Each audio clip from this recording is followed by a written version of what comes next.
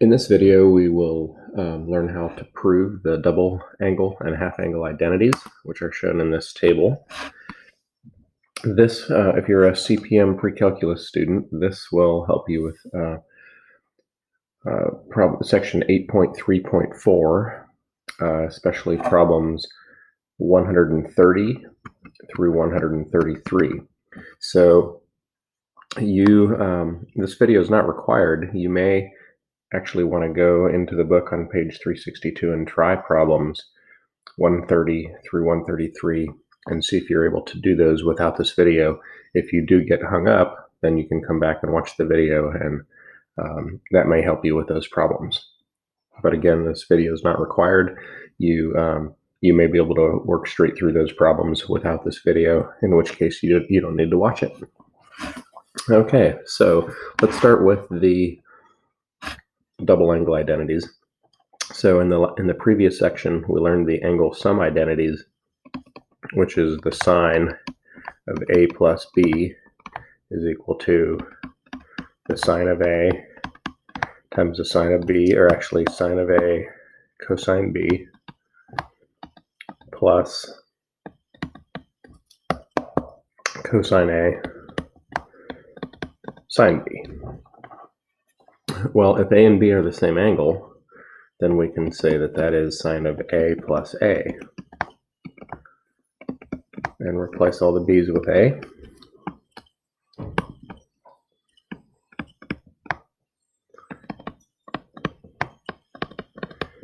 So now they're all now they're all A's. So what we get is the sine of 2A, so that's where the term double angle comes from. If we have the sine of twice an angle, we get sine A cosine A plus, now this, it doesn't matter if you write it as cosine sine or sine sine, so I'm going to write it also as sine cosine, so I just basically switched those two. It's multiplication, so it's commutative, and so we end up with the sine of 2A is equal to, since these quantities are both the same, we have two of those, 2 times sine A cosine A. So that proves our first double angle identity, which is up here. And then we can do something very similar for cosine. In fact, this would be a good time to pause your video and try using our angle sum identity for cosine of A plus B, replacing B with A, so we'd have A plus A. So go ahead and pause your video and give that a try and see if you end up with one of these three. It doesn't matter which one.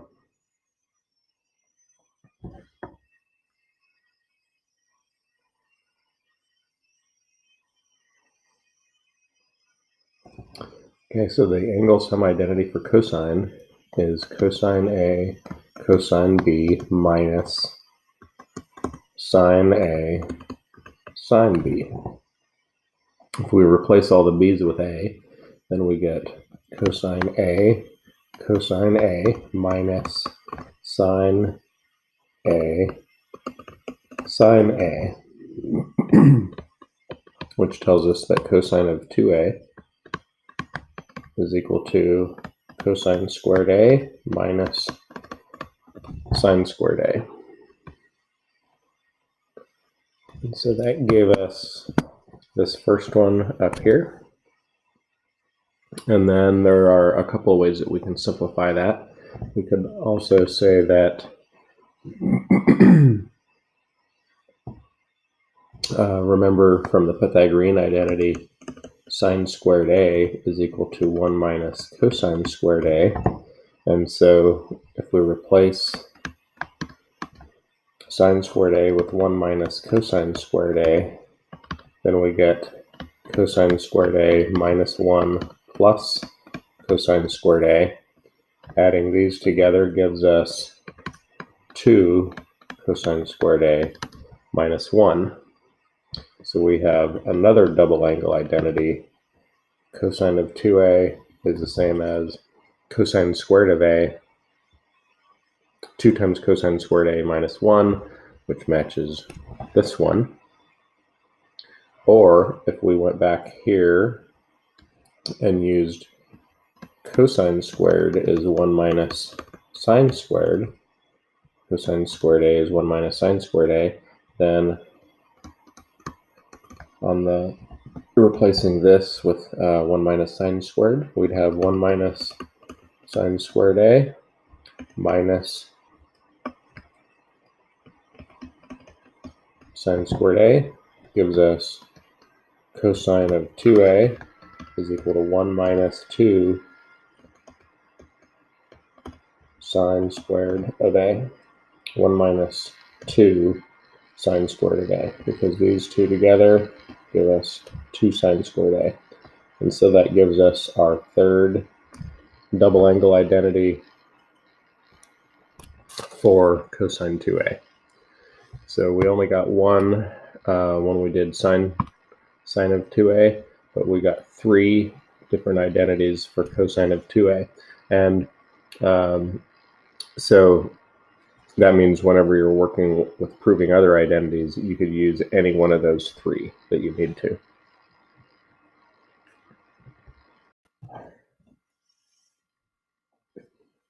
Now we're going to use these last 2 to prove the half angle identities that you see here in the table. And so if I start with, let's go ahead and just start with this one. If I have an angle, let's say angle A is equal to half of angle theta. Then if I replace the A's in this equation with half theta, I'd have cosine of 2 times theta over 2 equals 2 cosine squared of theta over 2 minus 1. And now we're going to solve for cosine of theta. And so notice if I simplify this expression, that just gives me cosine theta. And then I'm going to add 1 to both sides. Equals 2 cosine squared theta over 2. And now divide both sides by 2. You end up with cosine squared theta over 2 equals cosine theta plus 1 over 2. And now take the square root of both sides, plus and minus. So I get cosine of theta over 2 is equal to positive or negative square root of cosine theta plus 1 over 2. And you'll recognize that is from our table. That is this one. Sorry, no, it's this one. And it's got the plus and minus because depending on which quadrant we're in, you have to determine whether to use the positive or negative. So if theta over 2 is in quadrant 1, we know in quadrant 1 both sine and cosine are positive, so we would use the plus. Also, cosine is positive in this quadrant. So if it's in quadrant 1 or quadrant 4, we're going to use the plus. That's if theta over 2 is in quadrant 1 or quadrant 4, then we're going to use the plus. In quadrant 2, cosine is negative and sine is positive, and in quadrant 3, both are negative. So if theta over 2 is in quadrant 2 or quadrant 3, we would use the minus sign. Okay, the proof for the other double angle, or the other half angle identity, is very similar to what we just did, but instead of starting with this one, which we did, we're going to use this one. So I would like you to pause your video and see if you can do the same thing that we did by starting with A equals theta over 2, and see if you can prove the second half angle identity.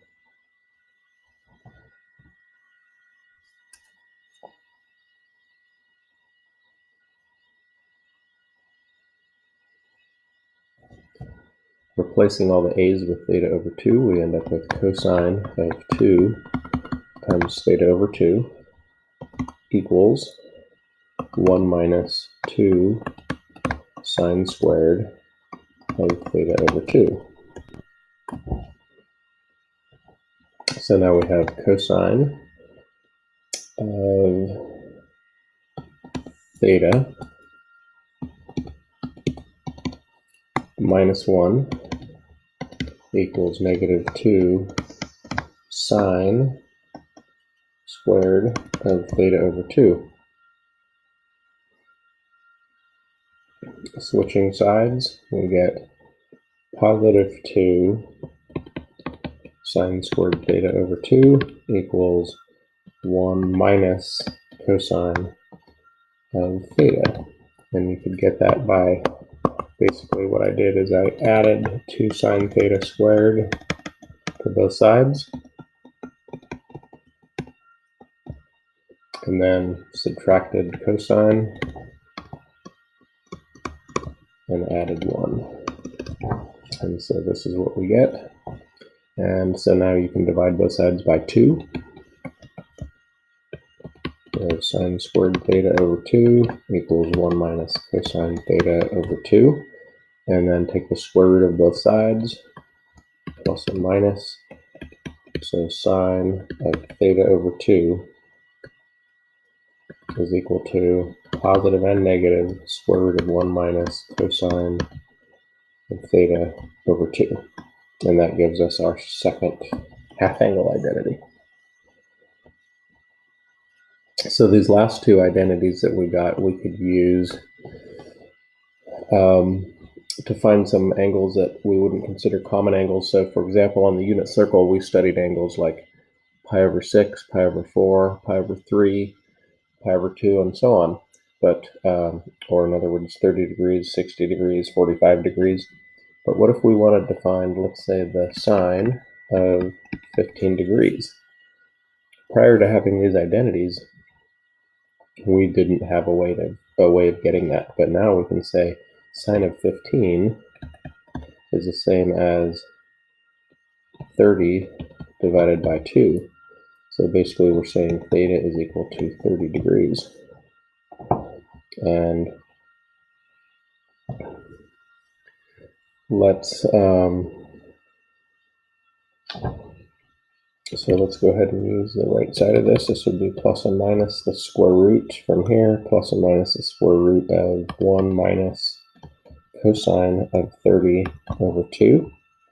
And we know that the cosine of 30 is 1 minus square root 3 over 2.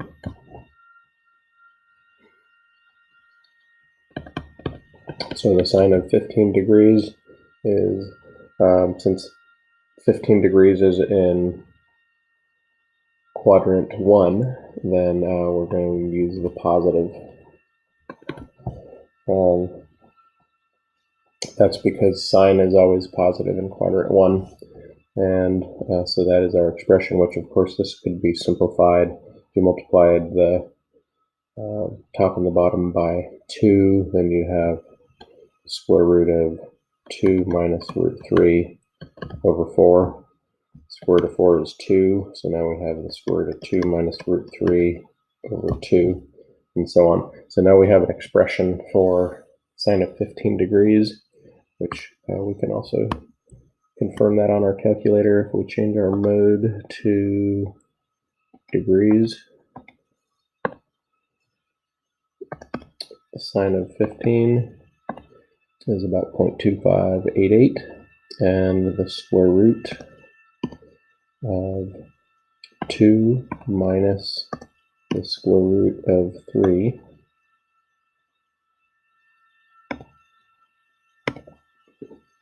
divided by 2, same answer.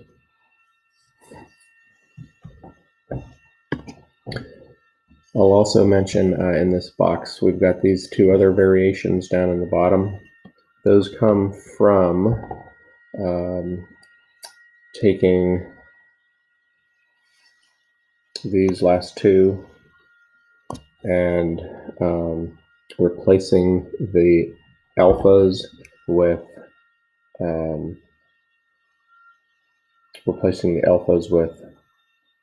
theta over 2. Let's see. Oh no, just not replacing anything, just basically solving for cosine squared or solving for sine squared. Leads you to these two. So those are just another variation that might not be that useful at this point, but when you get to calculus, those will be a couple identities that are sometimes useful for evaluating integrals. So that completes today's lesson on proving the double and half angle identities.